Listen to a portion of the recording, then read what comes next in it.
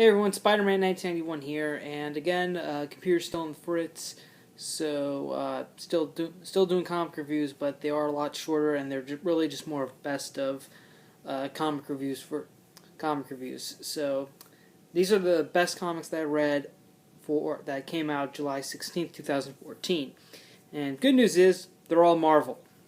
So so yeah, I'm only gonna be talking about one comics from one company. So let's get started with Magneto #7. I'm back reading Magneto. I really enjoyed the first issue, but at the time I couldn't get it of because of I was getting a lot of comics at the time. I couldn't afford to get that yet. So what I decided to do was wait for the first trade, probably trade wait it. But now that Axis is going to start soon, I decided to add Magneto to my ongoing pull list since I'm probably going to drop a few books soon. So so I got Magneto back, and in this issue #7, Magneto's is pretty much on his own now. He's not working with any of the X-Men, but he's still trying to protect mutant kind, and he's doing it his own way. And his investigations lead him to this sort of underground mutant gladiator pit in China, where Magneto is pretty much captured. Then he's put up against a Predator X, which is basically a beast-like version of a Sentinel, and it's covered in metal. And Magneto thinks to himself that if his powers were still at the peak, he could take care of it in seconds. But instead, he's pretty much forced to use.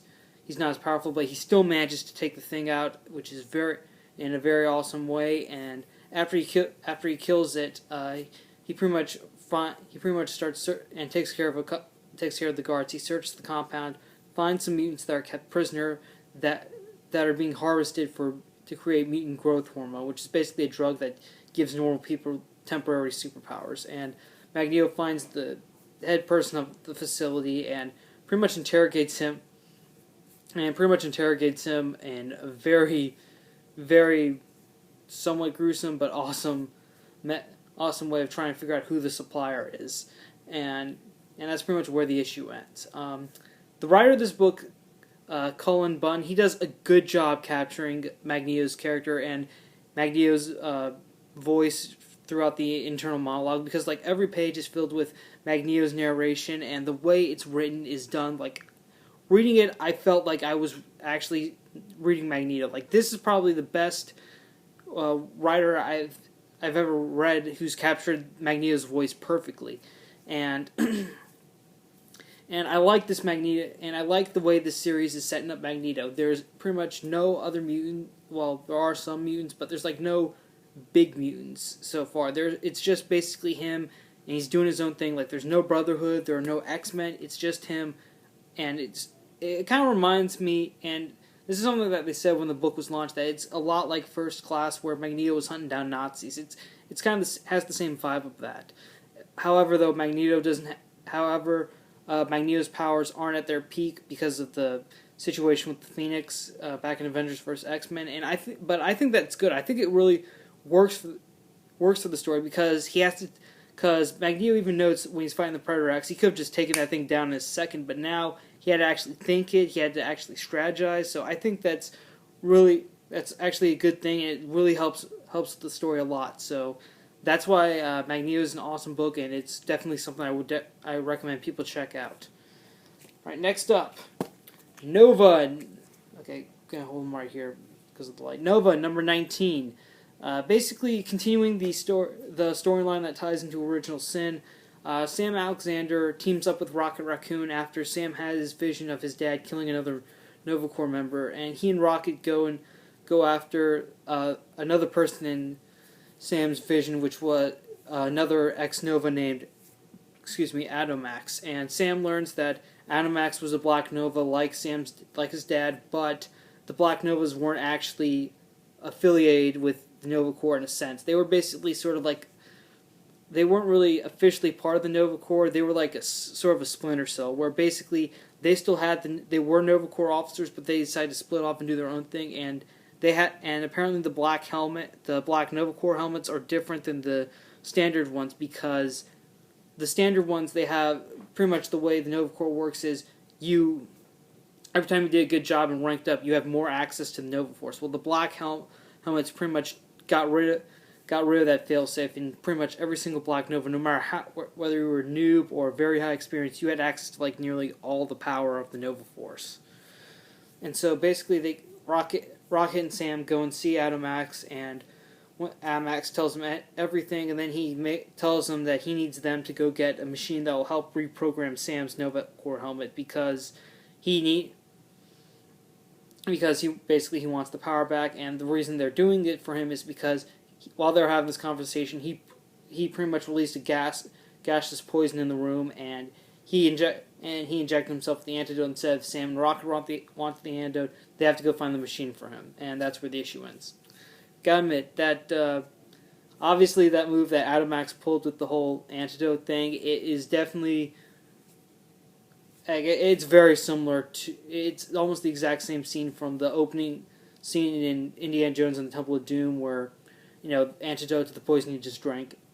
Everyone should know what that scene I'm talking about. That's a very famous scene. Anyways, so yeah, that's the only thing where I was just like, this is just okay. That's basically the same thing I saw in Indiana Jones. That's probably the only partially negative thing I could say about this. But other than that, I think that I'm really enjoying the story arc. I think it's great for someone like me who hasn't really read the new Nova series since the first story arc, because that's what I did. I got the first story arc for Nova that introduced Sam Alexander and the concept of the Black Nova helmets. So since this story is definitely starting to flesh out the Black Nova Corps helmets, the Black Nova Corps, and throughout the story arc, I think that's great. Also, I'm glad I'm picking the series up because it's tying into Original Sin. I think that's what I'm going to be doing a lot for big events now. I'm not going to buy the actual series. Instead, I'm probably just going to read about the event through the tie-in issues of the ongoing series that I'm getting. So, right now, I would say the Nova Corps, the story arc that we're reading right now that involves Original Sin is great. It's perfect for readers who haven't been reading Nova since maybe the first story arc, and also possibly for people who haven't read it yet. I think it's a good jumping on story because it helps sort of reintroduce the concepts of the book, which are the Black Nova Corps helmets. So, yeah. So overall, I would say Nova 19 is definitely something you should check out. Alright, the last book, and this is definitely something I've been enjoying since issue 1, Silver Surfer number 4.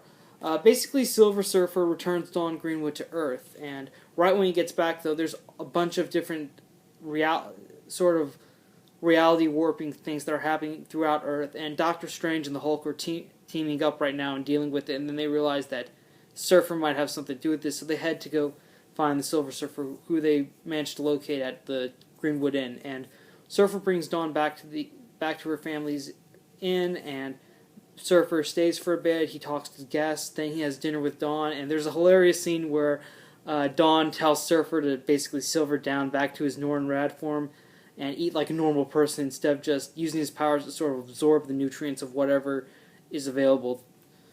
And so that was a pretty funny scene. And also later that night, when everyone's at bed, Surfer decides to leave early because through the encouragement of his board, because Surfer basically feels like, okay, brought the girl back. I'm headed back into space because that's where the Surfer belongs. However, right when he's about to leave Earth, the barrier that originally kept him on Earth a long, long time ago is suddenly back up and running, and he's basically stuck on Earth.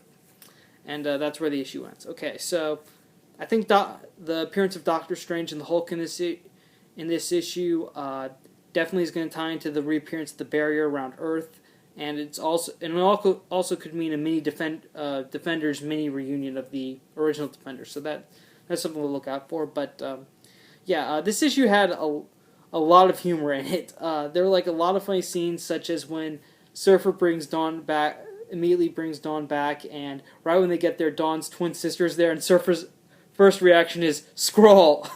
He thinks she's a Skrull, but Dawn's like, no, she's my twin sister. Don't they have those in space? And Surfer's like, yes, but in my experience, I've seen more Skrulls than twins.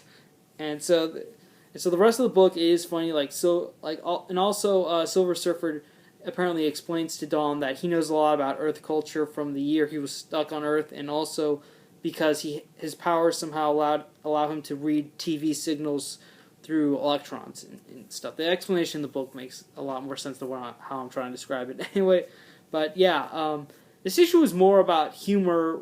Was more about humor than I would say about exploring space and stuff. But it still has that sort of enjoyable chemistry between Dawn and the Surfer, where we have the phenomenal cosmic being with this girl on Earth who pretty much enjoys staying at home. So yeah, overall, I would say Silver Surfer is definitely a new series that I'm enjoying a lot. It also has a very I say this a lot about the series. It does have a very similar feeling to Doctor Who. So I urge all Doctor Who fans to give this series a shot because it is written by Dan Slott. I love his work on Spider-Man, and he is a big Doctor Who fan. So obviously, this is the obviously he knows how to capture that same magic and and make it work with the Silver Surfer. So yeah, overall, my picks for this week, the absolute picks that you have to buy, I'd say have to buy, are Magneto Magneto number 7, Nova number 19, and last but not least, Silver Surfer number 4. Oh yeah, also it says there's an appearance of the Guardians of the Galaxy, but it's only brief, so like 3 pages at best. But yeah, so that's it for me. Again, thank you for watching. Hopefully I should have my computer fixed soon. I really hope so soon, because I'm just waiting on some recovery stuff, and then I can get it fixed. I really hope I can get this soon and talk more about comics. Hope you guys are enjoying these videos for the time being. Again, I'm Spider-Man 1991 saying thanks for watching.